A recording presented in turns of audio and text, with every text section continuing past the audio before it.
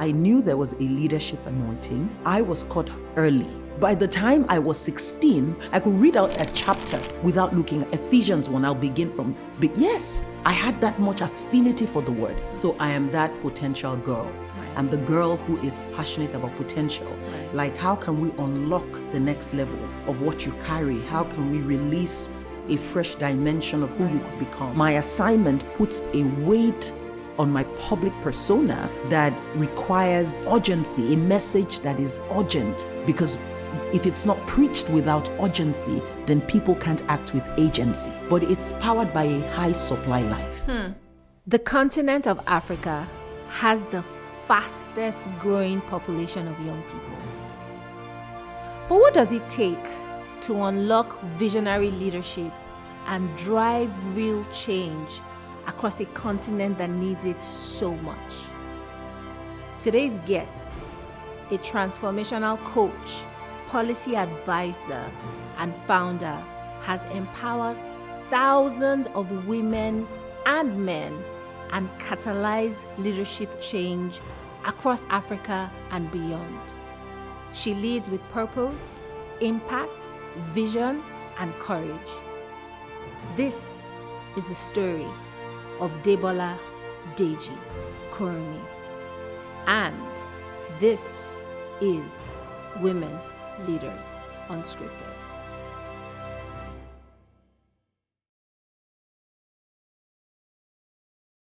I have an amazing guest, a transformational voice of our time and our generation, a woman who lives, breathes, and does leadership. I can't wait to have this conversation with her. The very incredible, absolutely amazing Debola Deji-Kurunmi, aka for the inner caucus, DDK. Thank you for being here today. An absolute pleasure, my sister. I'm happy to be here. Thank you for being here. I'm going to share something that happened off camera. When I hugged you, I think people know this from watching you or listening to you, but is real. When I hugged you, I burst into tears. I'm not tired. I'm not hungry. I'm not, what's the other one? I'm not on my period. My period is not close, but you were crackling with energy. Where do you think that comes from? It surely comes from God. And I said to you as a response that, yes, there is definitely a hotspot of energy, a fountain of living energy in my spirit. But it's also because you are very alive. It's because your perception is sharp and your senses are unencumbered. Yeah, that's why you can pick it. Right. That's powerful. Does that happen to you? How do people, because you're an enigma. And I don't mean to say that in like, oh, Denier. How do people react to you? Does that happen often? What are the various ways that people, that people react when they meet you, when they encounter you? I hear that I'm almost tearful. I feel like there's such a strong presence, of God. I hear that one a lot. Right. That happens. Then if I ever sit with a person, 90% of the time, they will say they feel like I'm seeing through their soul. That's powerful. Yeah. And is that how does that make you feel? What emotion does it evoke? What feelings? Because it also sounds to me like a huge sense of responsibility. I, for example, I'm just like a beggar, right? What does that evoke for you? To be honest, I have a very strong separation that I have practiced so long is maybe second nature between my assignment and the persona associated with my assignment, my gifting, my calling, and the roles I play and what it takes to be a frontliner, etc. versus my very private life. So if my husband is listening to this podcast, I'm sure he will already be like laughing because he would say, I live with a different person. I love that. I'm really different when I'm in my own world. I have a very private life. Right. I'm giving to a lot of solitude and rest. Right. And I'm very goofy. Okay, I didn't see that coming. Yes. Actually, I'm very goofy. Right. And I'm dramatic with my children. I love that. And I'm at home with weird things. I don't esteem my own self in my own eyes. So I reckon that there's something I've been giving for my world, but I'm so in tune with my own deepest essence in a way that is easy, gracious, and almost playful sometimes. Yes. Let's talk about your assignment. And again, when I speak about your assignment, I'll let you speak about it. What is it? And how does it connect to the world that we live in today? There are many ways that I think about my work and my role and what my legacy could be. But I think at the center of it will be being a catalyst of transformation. Right. Whether it's for individuals, for institutions, for industries, for nations. And you find something really interesting across my multi-influential expressions. I sit over what is emerging as a conglomerate corporation with different institutions within it. And what you find across those institutions, whether you're thinking about my public policy advisory work to African governments or executive coaching or social impact work or authoring books or being an international speaker or Christian ministry, what you find at the center is I feel almost a compelling conviction that there is always something bigger that we have capacity to experience and to become than where we are today.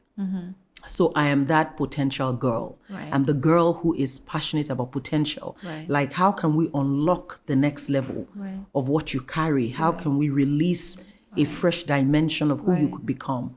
So I am always seeking an opportunity to help people or institutions make that transition from now to next. Right. So I would say that at the heart of my work is catalyzing potential, especially through the vehicle of wisdom. Yeah. There are a couple of words that are jumping out at me. Transformation, catalyzing, purpose. For I don't want to say a regular person, but for there are a lot of people on the road today, women especially, and large part of our community is women. And I always hear the question, how do I know my purpose? And I'm sure you've heard this. And people say, and you hear different things. People say, what you can do when they are not paying you, what makes you happy. Well, there's all kinds of things. Yeah. For you, would you say that is there a clear sort of like, this is what purpose is, and this is how you know it, or this is how you find it, or is more sort of like jollof rice? You have your different methods of arriving at it. 100% you have your different methods of arriving at purpose. So like jollof rice. Okay. Yes, like jollof rice, but surely Nigerian jollof, please. Okay, I'm not going. Please. Well, it's okay. I'm not going to start. You're not going in there. Yeah, the quest of purpose is a human burden, the desire for purpose. And it's also a divine intelligence. God put a quest for purpose in us so that we can seek something worth living for, something worth fighting for, and so that we can become people worth becoming. So 100% we're always going to be on that quest. Right. And no matter what you find out about yourself, you're still going to be in evolutionary form, meaning that you are still going to keep attaining to new heights, uncovering new dimensions of your core essence. And, you can't afford to just template yourself. And box yourself into a corner. So as much as I like bios and profiles and recitations, I'm at home with a future where there are things that you will come to know and adore about me that I haven't even yet imagined, but are already scripted into the journey of my life, if I allow God to do that work in me and I follow that path. But 3 ways that I often encourage people to make that pursuit of purpose is first, just a life of service. Right. Without the, crazy pressure of exactly what am I born to do and how do I find it and how do I have my name behind something big? We were wired for service. Right. In service is clarity, in service is discovery, and in service is sharpening of your natural excellence, your genius, and your giftings. So, and everybody can do that. Anywhere you find yourself, there's something you can submit to and support. Right. The second arena, as people begin to serve, is actually the space of what burdens you the most. I believe that what you are deeply touched by, whether it's even been born from your own pain or something relentless about society that won't let you be, is often a very strong pointer to something you could contribute to. And it's often a pointer to something you've been naturally wired or divinely wired to fix. Right. What I've started to say differently, maybe in the last 5 years now, is you don't have to start something to be able to solve a problem, contribute to fixing a burden. When in the parable of the talents, Christ was saying, the master was saying, if you didn't know what to do, you could have at least invested it with the bankers. You'd have invested it at least, yeah. At least. Yeah. And he wasn't talking about like Zenith Bank or Bank of America. He was saying you could have found a system, a well-established system that you can put this talent into. Yeah. So if you carry a burden, find a system. Right. Could be a non-profit, could be a professional network, could be another visionary who is already working within that same arena where you feel called to solve a problem, and then go do something there. Right. And then obviously a third space is the space of value creation and contribution through your highest giftings and strengths. There is and I'm going to stop now because I'm talking too much, but there is this assessment that I love so much by Gallup, and I became certified in it, the Strength Finder assessment. And why I teach it a lot and encourage people to take that assessment is you are always going to have a need. If you're going to be a person of significance, you would have a need to grow almost a level of doctoral rigor in self-knowledge. Let's pause there. Doctoral rigor in self-knowledge. Why is that important? Because you are your own highest asset. You live the longest with yourself. And we were actually designed to be as a bankable currency. Yeah, you are an asset to you, beyond the degree you graduate with. I mean, if everything is stripped of a man, how is a man able to rise again?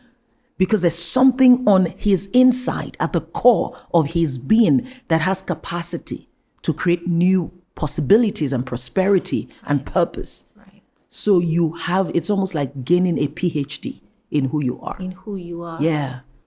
Do you find that sort of self-knowledge is lacking? It is. Why? Why is it so hard to look in and know thyself deeply? Why is that hard to do? So I'm going to ask you a question before we go ahead. Do you want me to answer with my top thoughts? I answer things either in one. I answer symmetrically. So 1, 3, 5. So do you want me to give my central thought on the matter or my 3 top thoughts on the matter? Can we have both? Okay. In some cases, do the one. In some, okay. because we could not be here or can be vigilant. Yeah. But this one is a really powerful question you've asked, because I found myself asking. And I found myself asking because over the course of the last 10 years, our coaching practice was 10 last year. We built an almost 100,000 member community. Wow. So it means that we're interacting with data. And it also tells us that people are passionate about self-empowerment and personal mastery, and they're seeking to use coaching and resources and learning to grow themselves. Yet we're finding that people can easily pay for a course, join a community, sign up for a mentorship accelerator, or even a high-level one-on-one coaching that is worth tens of thousands of dollars. But they sometimes won't do the work. It's rather mind-blowing to me. So I definitely have continued to explore that question as well. And my top 3 discoveries regarding why self-knowledge is not as easily attainable and why people don't go deep to dig out the trenches of their treasures. The first is that we actually encounter our sense of identity first and primarily from the significant adults, the caregivers, and the parents that raised us. Right. So we often live the first 2 decades, as much as 2 decades of our lives, just coasting on what has been handed to us in terms of the perception of our strengths, our capabilities, our original wiring, our essence, our emotional regulation, everything, heritage, so we're hardwired to believe about ourselves what a significant adult told us about us. A teacher, a pastor, a parent, an uncle, a mentor, a big sis, etc. So we carry that toolkit, though it's insufficient, sometimes inaccurate, and we just start to meander through life. You see. And then, of course, we're confronted with obstacles that we go back to the toolkit and we don't find answers for. So the first experience that we have when there's a distortion between our perceived identity and the truth of who we are is first what you term a resonance, an inner dissonance. You don't know yet what is amiss, but something is amiss. You're just wondering, why is my strong wrong? Because there are many people who grew up just being told, your own is too much, calm down, So they're trying to they've internalized that. They're always trying to not talk too much, nor aim too high, you see. But there would always be a passion, an energy, a vision that is bubbling up. And that's where the first inner resonance begins. The call on your life, your inner destiny will be at war with the imagery painted to you of who you are. And so people are going to now be in search of other things beyond the truth. They're going to try to use new communities they join, a relationship, trying to earn, amass degrees, getting beautiful, losing weight, getting a second passport. So we're going to do all these weird things, just trying to heal that inner dissonance. So that's the first factor. Now, let's say you stumble upon light and you're on the path of personal development and you begin to do the work. A second big, and there's a whole long list, but a second big limitation I find holding people from self-knowledge is you can move toward a measure of evolution that starts to cause the environment to perceive you a certain way. Now, if you are not careful, you will fall into the trap of pseudo-satisfaction of people perceiving you a certain way, though you are still undone on your inside. This one I find to be a serious crisis that is almost transgenerational. It's happening to our generation, and I see it happening to Gen Zs, So 100%, there are ways that your limited acquisition of knowledge about yourself and your giftings starts to create success for you, and people start to call you goals. Right. And you're amassing some proof and credibility. Your street cred is growing, but it doesn't mean you're still not bleeding. Do you see? So people often take a temporary pause on the journey to self-discovery and self-knowledge, you see, and being at home with themselves, so far. So what it means is some people find a great degree of satisfaction being perceived as wholesome and successful and excellent When they're not than really. really experiencing it. And I've always wondered, because I think that's from my parenting, but I've always wanted to be truly successful, wholesome, excellent, at peace, than being perceived that way. Right. And then the third is that it's actually rigorous.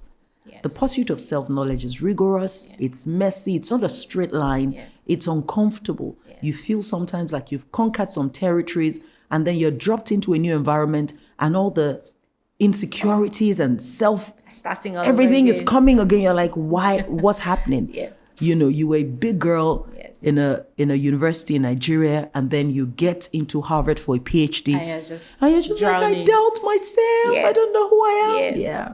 Yes. I want to talk about, I'm going to, sort of like, we are in Nigeria, for example, people will say, you never chop. You won't do self-knowledge. Good job. Waiting be that. Waiting with that. Why? I better go chop. How do you deal with that? Mm-hmm. When people say, TDK, you are great, so, but how do you deal with people saying, look, there are more people at the base of the pyramid Yes. who want to eat? Does it have to be either or? Can people who don't have food to eat, don't have a roof over their heads, don't have work, can they embark on that journey of self-knowledge? Yes. Okay. Yes. And I'm smiling because this was a question or a philosophy we were trying to frame when we started a scholarship fund within our coaching work. Right. To say that personal development could be accessible and you don't have to pay for it. But here is what I have to say first before answering that question. The currency of exchange for personal development is not money. It is meaning. Yeah, so it's attention and affection. People have money, but they don't have that many times. We are such a distracted people. Yeah. So many people don't have, that sense of brutal focus to grow their minds and to shift their paradigms, etc. But here is the way that I answer it and think about it.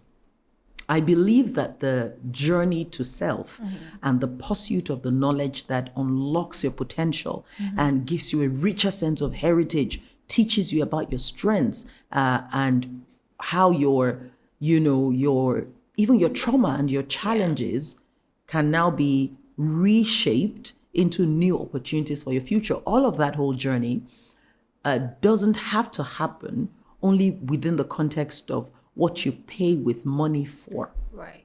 Yes.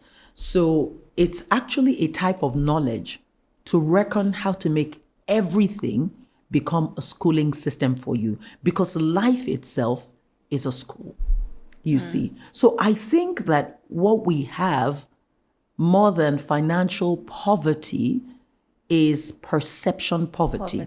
We have vision poverty, where people can't see the richness of everyday life in the way that it contributes. I'll tell you, for example, that been here since I arrived, sat, had this lovely pineapple punch, by the way, thank you, and watched, the project assistant move around, making things work, you coming out, changing from one gorgeous outfit to the next, getting here, listening to the crew share about their work. Rich lessons. My mentor calls me a sponge. Yeah. I can take anything from anything. Rich lessons, because I'm in the moment. I'm not hurrying through and wanting to, let's just end and I can go. Let me just, no, I'm here fully. I'm thinking about what you're saying to me. I'm observing you. You see, I'm drawing a sense of excellence from your sense of excellence, you see. So I think that's the first transformative mind shift. That, you never chop, but there are things around you, you know. In fact, now why you never chop? Now because you don't know yourself, now it make you never chop. Right. Do you see? I'm going to go back. You know, you talked about your mentor. And I think the whole world knows who your mentor is at this point. And if you don't know, forget about.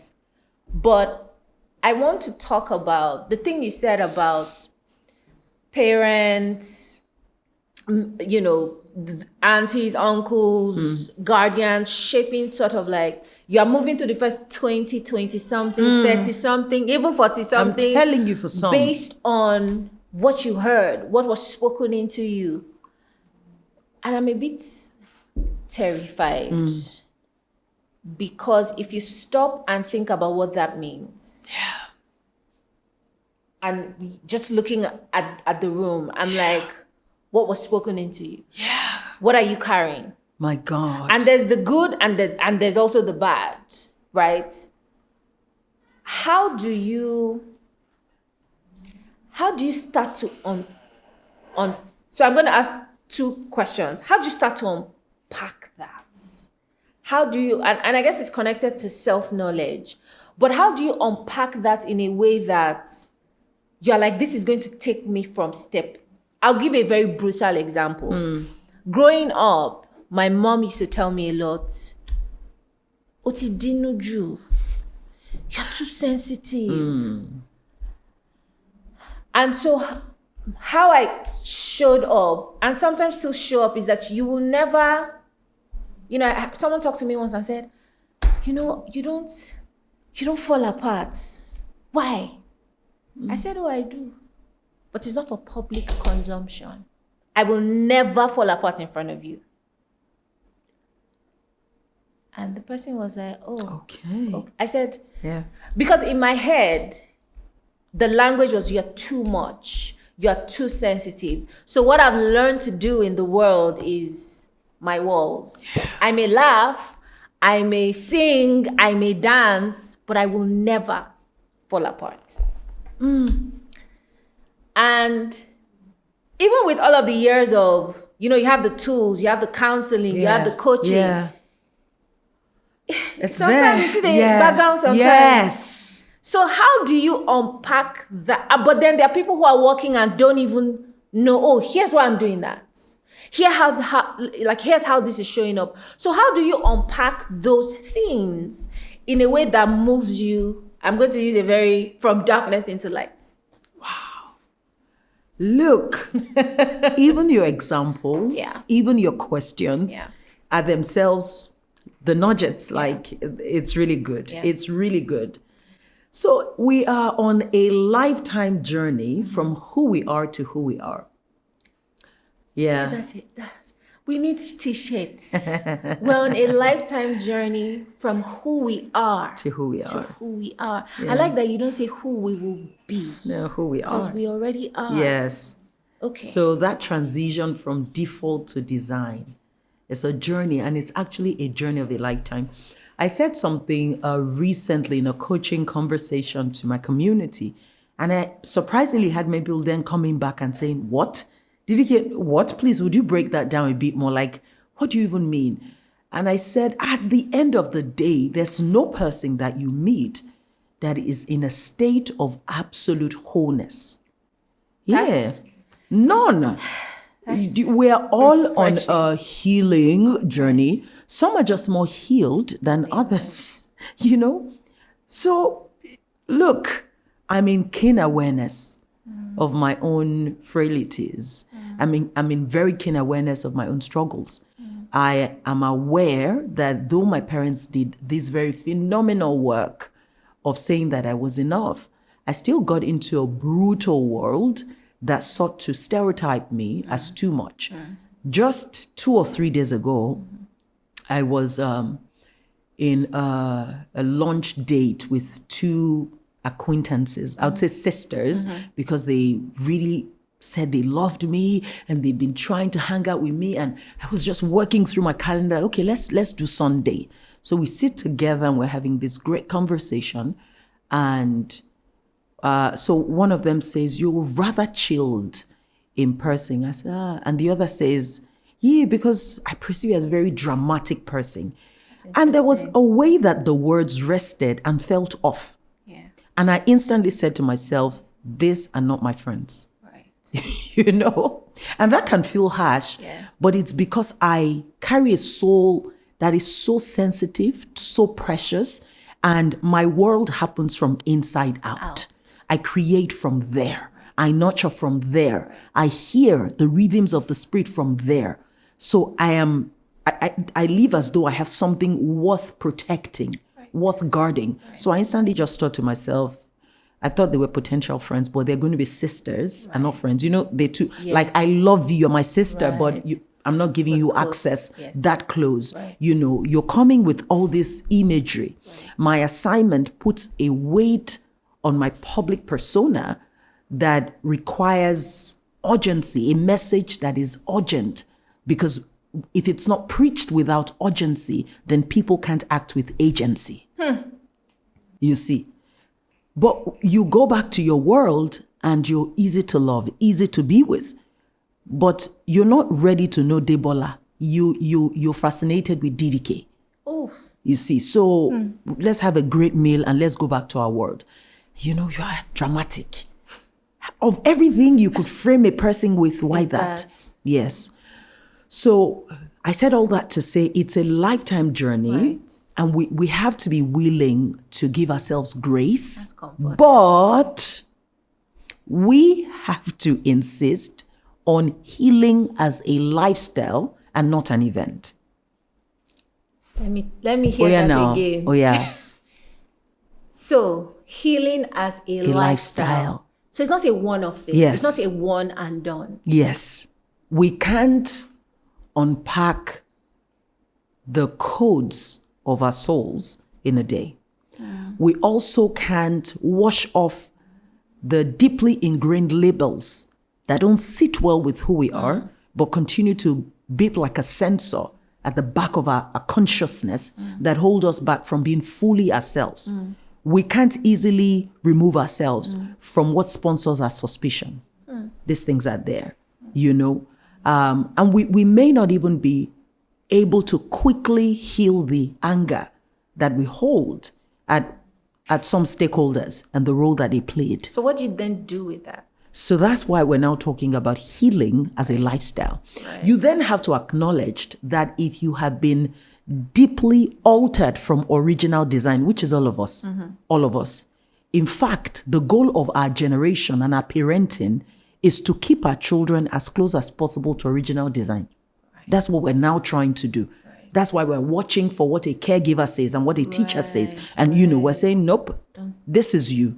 And you're beautiful. You're without blemish, you know.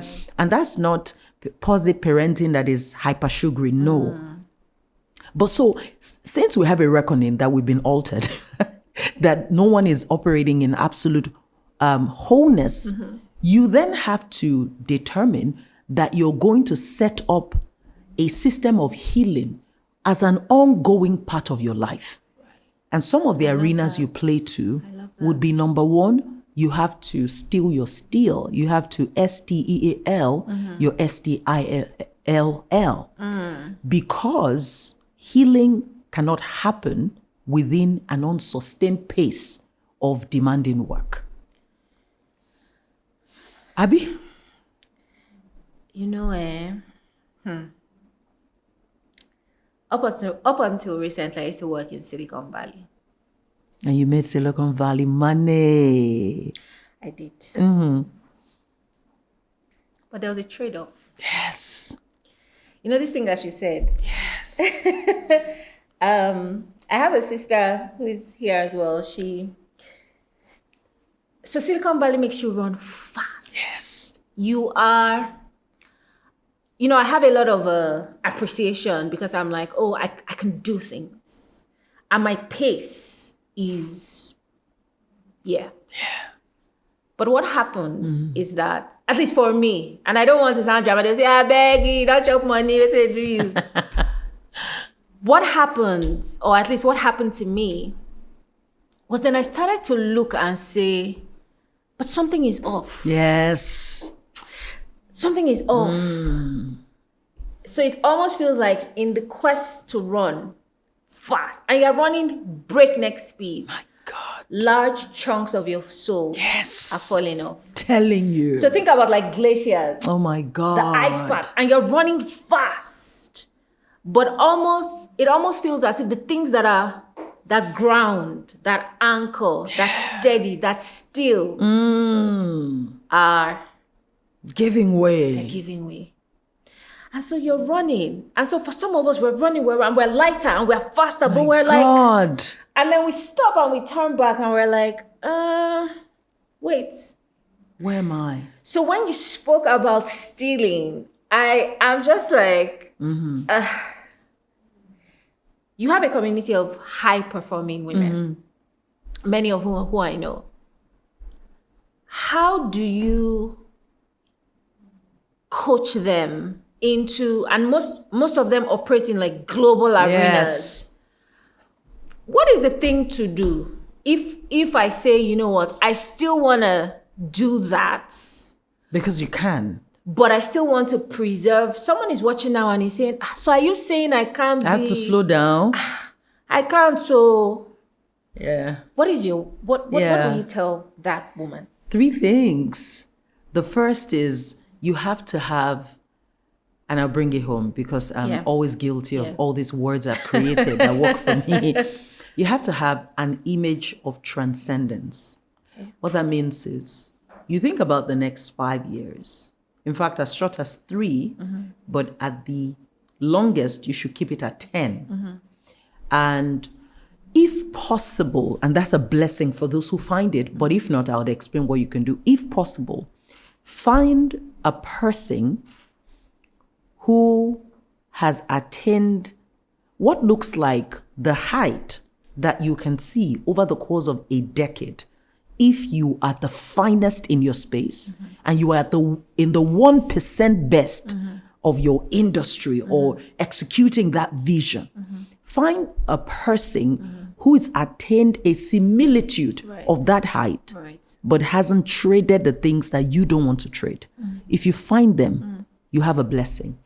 Because you then you brainwash yourself that is possible. But the idea of the image of transcendence is to build a remarkable vision of stunning success where there is no compromise of the things that matter to you the most. Spirituality, family, a heart that is grounded. Yes, you have to see that image. Right. Because at the end of the day, actually, our lives are built around images. Yes, it's really about what you are seeing. There is no world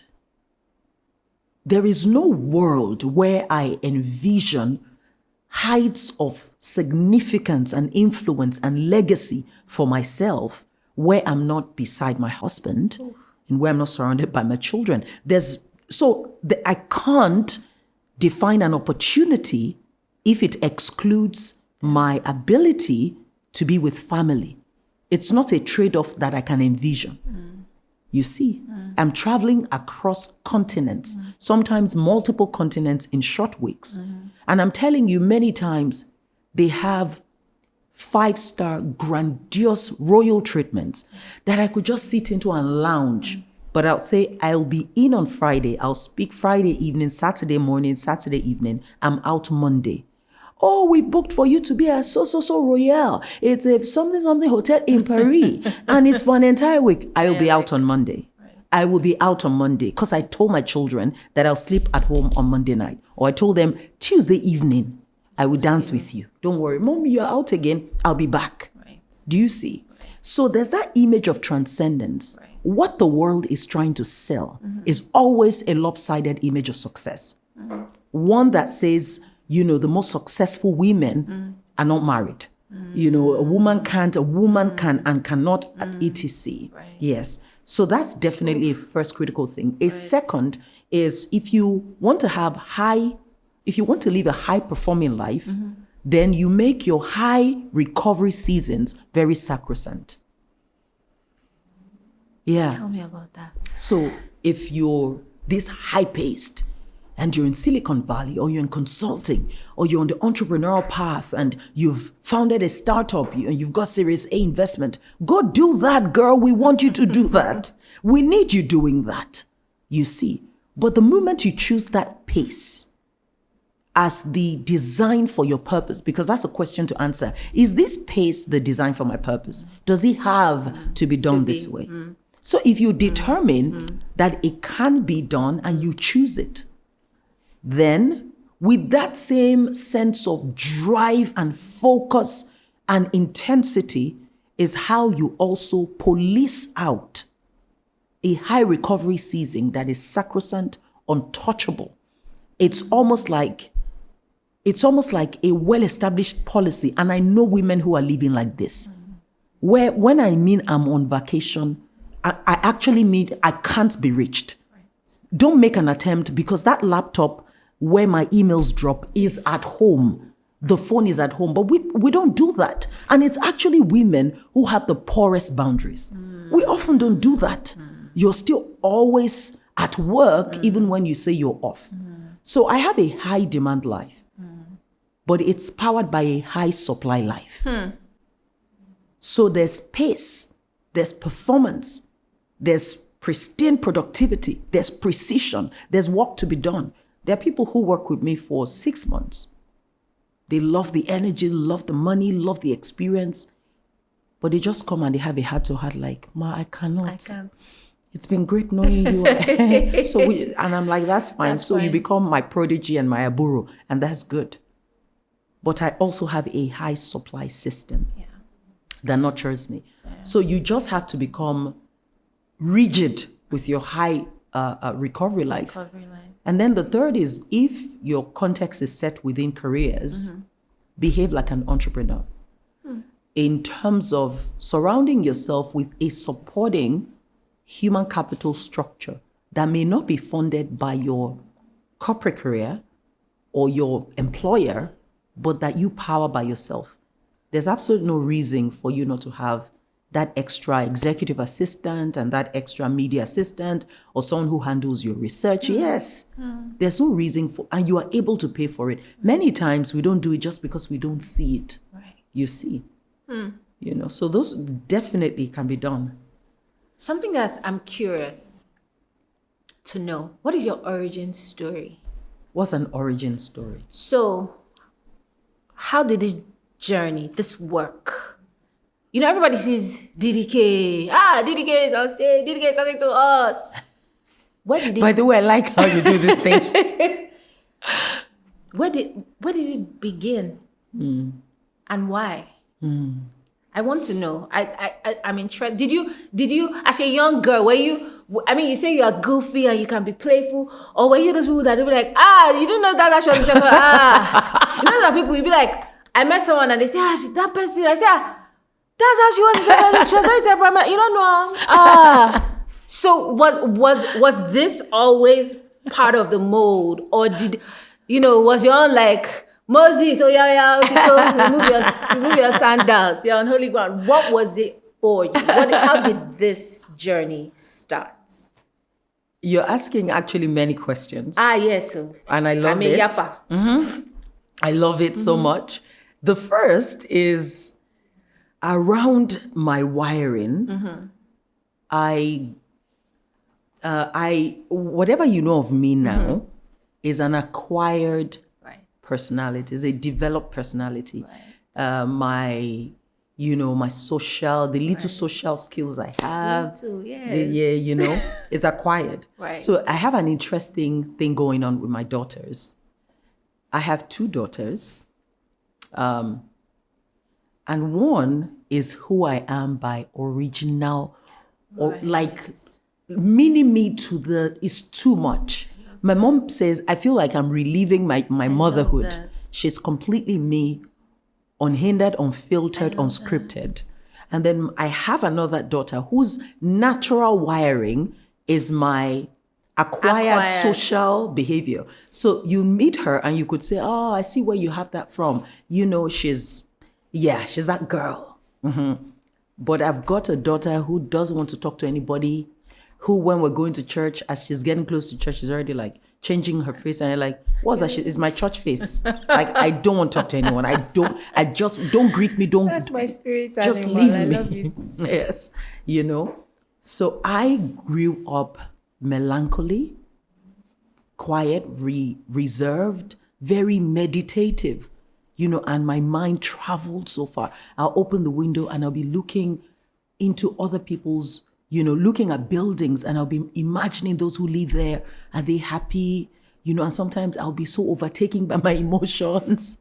Gosh. And my dad will always just knock at Debola Deji-Kurunmi. 10th birthday, they were trying to take a picture of me, couldn't find me. I was so frustrated by having so many people at home. So many people. And I just went to hide somewhere. I was reading quietly, like, go home. So that was who I was for many, many years into university. But I will say that from my secondary school, I got born again in the first year of my secondary school, and I started to have a really remarkable relationship with the Lord, where I would see images. There was a recurring image that I started to see from December 1994 to July 2000. I would see it every time I would be worshiping. And I still remember being on the upper bunk as a GS1 student, you know, that gray and black and red blanket. You remember? I remember. Yeah. And I'll just be inside it. It will be night out, so I'd have to use that metal touch. And I'm reading the Bible. The moment I close my eyes and I'm praying or singing, this image will fill up my visage. I would see it in my mind's eye. And it was always of seas of heads. And I'd see myself speaking. It would look like maybe a stadium.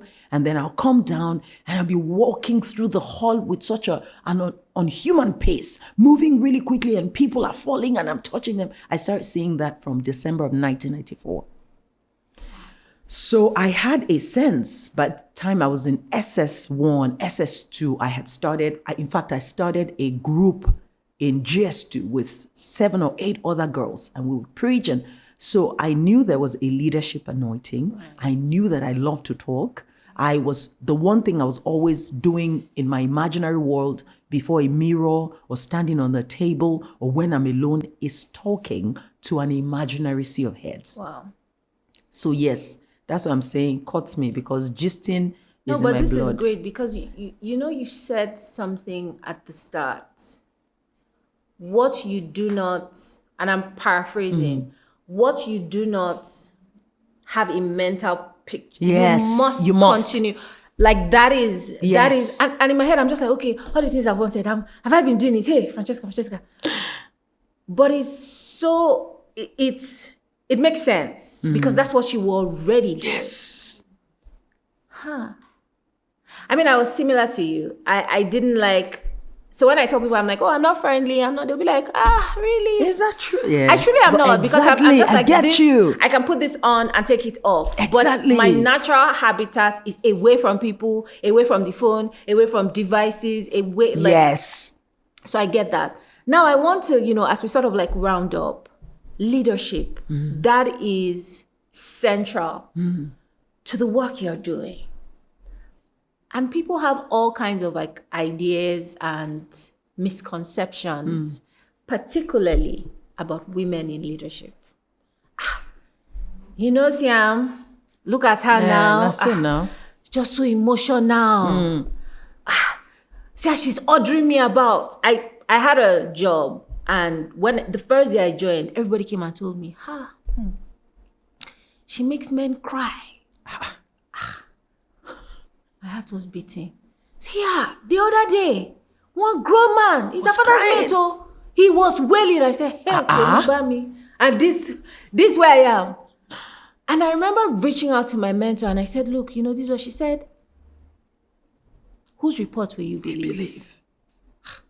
I said, until you don't start. Bring it down to me. I said, until you have started. The problem is this. Yeah. Then she said it again. She said, whose report? I said, you don't understand. I said, that's the problem with you Christian people. She now said, are you a good worshiper now? I said, no, but like you don't understand. And she said, look, here is the thing. When you go into a space, everything let it be breeze. Yes.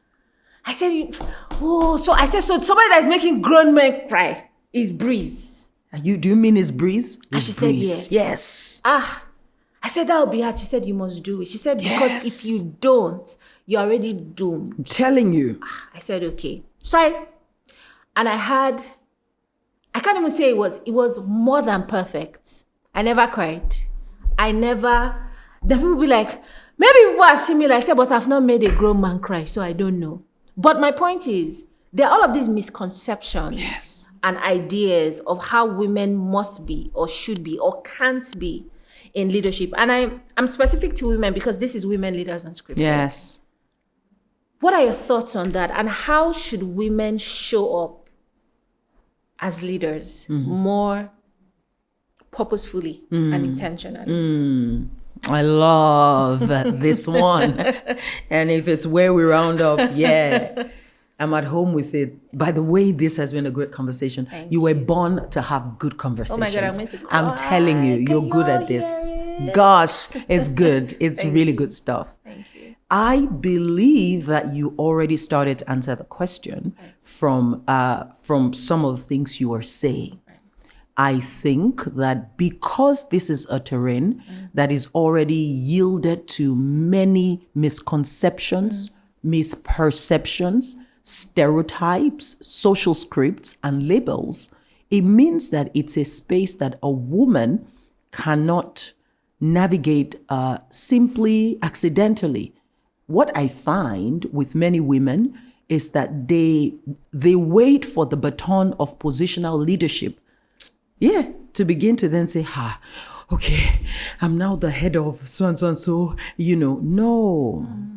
A woman has to take the time to frame her leadership identity and her leadership compass. It's worth framing. I was in Harvard last year on a Women of Color leadership program, and I thought that was one of the most impactful experiences. Primarily because it felt validating. A lot of things I've been teaching women, I got into the room. So I'm saying to myself, in this life, let God just elevate somebody, because we've been gathered around a $75K program, but I've been telling my women, for nearly nothing, this same frameworks. And I'm hopeful. And I went back to harass them like, you better take me seriously. You better be serious. Right. But really, you have to be intentional about framing your leadership identity and your leadership compass. It is worthy of note to start to ask, what leadership styles and behaviors do I default to naturally? Where are my greatest natural leanings because of how I'm wired? Which favor me and which can't serve my new seasons? Which don't sit well within the context I find myself?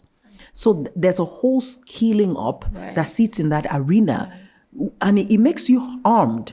It's how do I describe it? It's almost like it's a toolkit. Right. The better you get at it, you enter into any context powerful, courageous, and having the right balance of compassion and conviction. So I find that as a first criticality.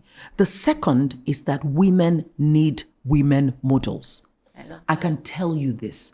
As I grew my businesses and we started to hit some new milestones and the business was growing, shifting from owner-centric to enterprise-centric, I found myself often asking, have I seen any of my mentors in a real leadership context interacting with this kind of challenge, and how would they deal with it? And I found myself asking questions. But I tell you what, I feel like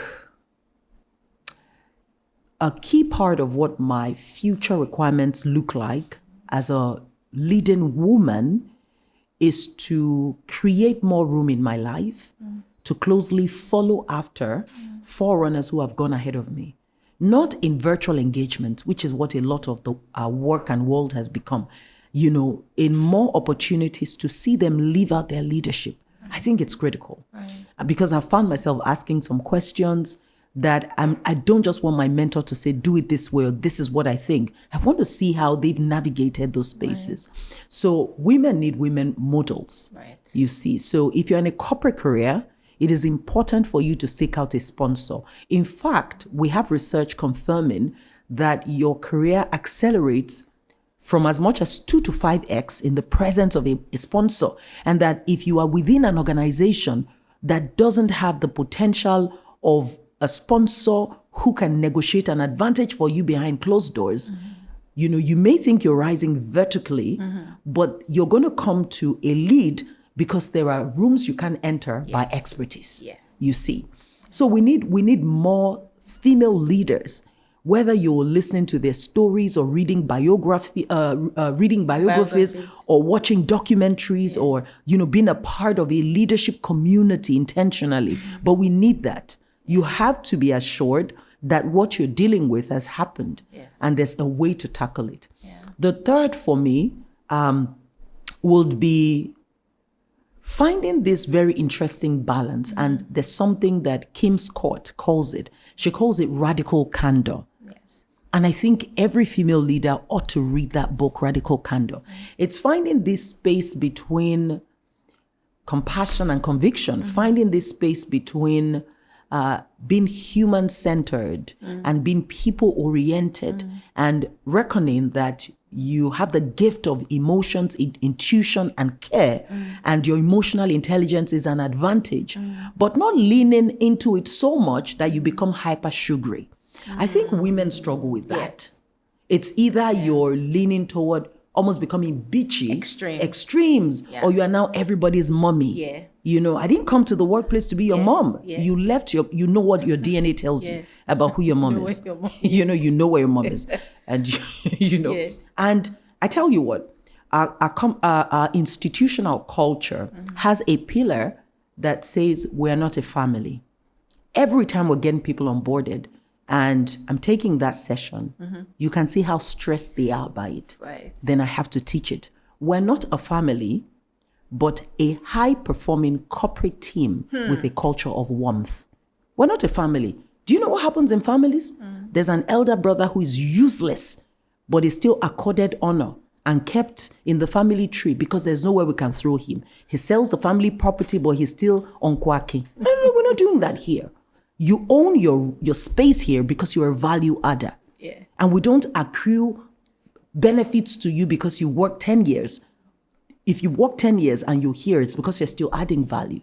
Do you see this? And what happens in families, we can't tell ourselves the truth. We have a general family group, but we still meet and we're like, Francesca, can you imagine? If I talk now? No. So we then teach it and people are like, okay, that makes sense. But think about a football team. Think about a basketball team. They have their backs, each other's backs. They care. They forge lifetime alliances. But they are centered around shared purpose, collective intelligence, and a willingness to hold themselves accountable. Right. That is where I have my highest mastery. As a female leader, I practice radical candor. I show up for you, I care for you, I love you, I prioritize your safety, and I work in your best interest, but I demand the same of you. I love that. Yeah. Legacy. You are doing some work with teens. And, I was just watching the video today where you said, if you're a parent, you can't be careless. Yes.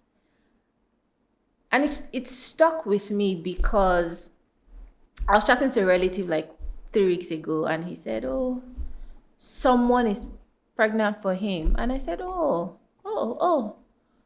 congrats. So I wasn't quite sure because he didn't sound, and he said, you know how this in the pikin just appear. I said, no. I said, that's the one you will not exactly. say. You won't say that. And he was like, oh, you're always on the... So I was like, but where's the thought? So for me, I was a bit alarmed. Yeah. He didn't seem to like this person that he's having a child with. There was no thought. The child just appeared. So he's like... And that's really how a lot of kids just appear. So there's no thought. There's no preparation. And so I understand... Because I had a father, my father is late now, but my father was very deliberate. He was very, you're going to read this book. So you're going to show up this way. You are, in this house, there's no boy child or girl child. There's, so he was good. very... Our fathers are like then. My father was. But I don't see that a lot. I see a lot of thoughtlessness. And I'm not being, I'm being judgy. Sue me. But why is that the not just preservation, but the harnessing of that legacy of children. Why is that important to you? Look, it's definitely important to me. It's definitely important to me. First of all, I had an epiphany maybe about 3 years ago. There's a part of my work that is very relationship and marriage centered.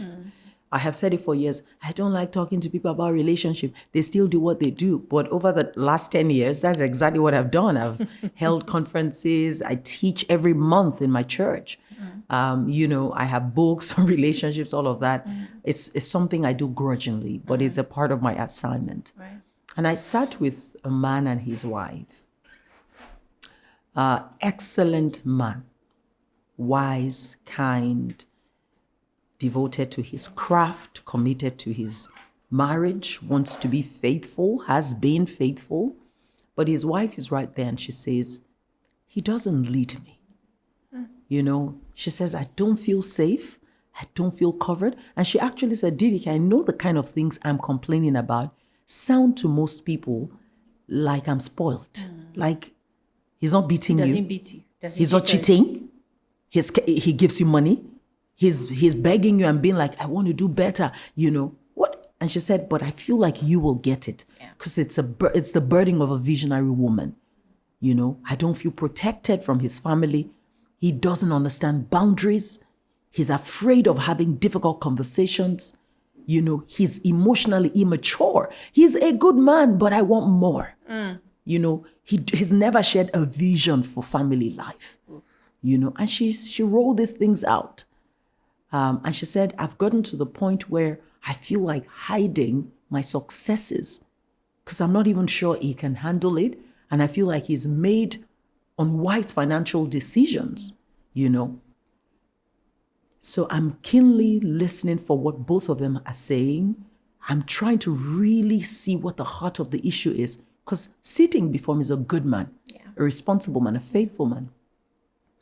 And hours after, the top 3 things that come through are, number 1, he's wounded by being raised by a controlling mom who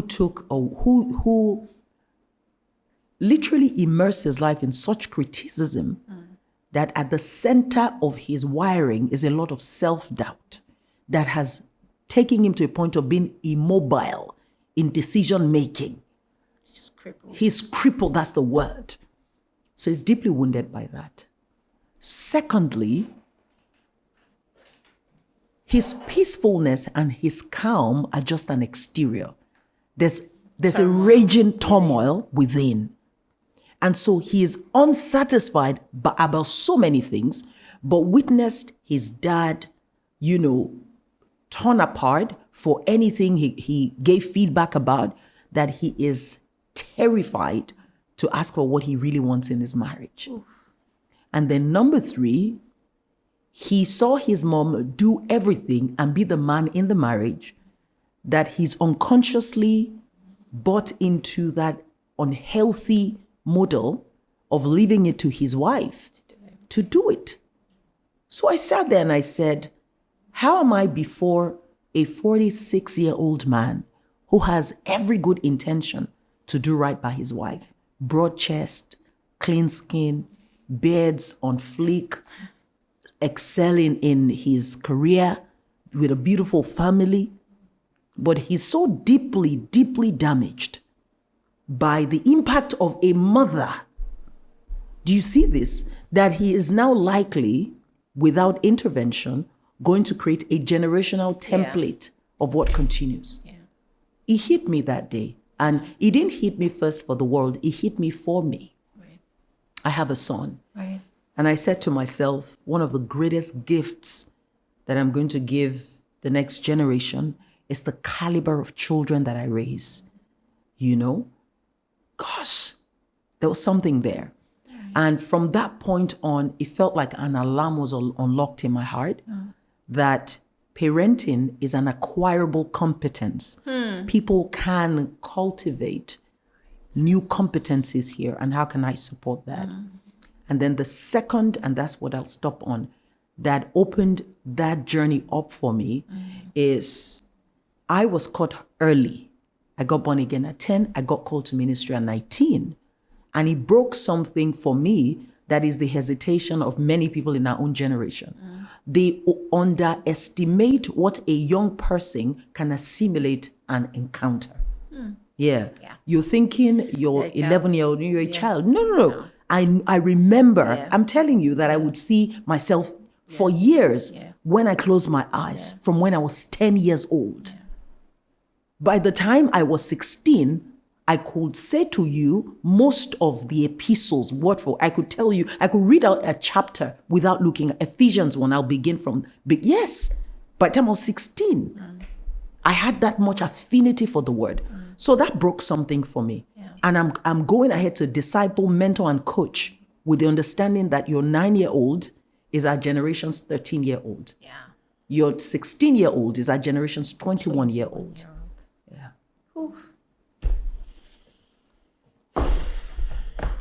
DDK. Thank you for leadership. Thank you for legacy. Thank you for being a visionary. Amen. The world needs more of you. And I mean that. Thank you for spending the day with us. I've had a beautiful time. Thank you.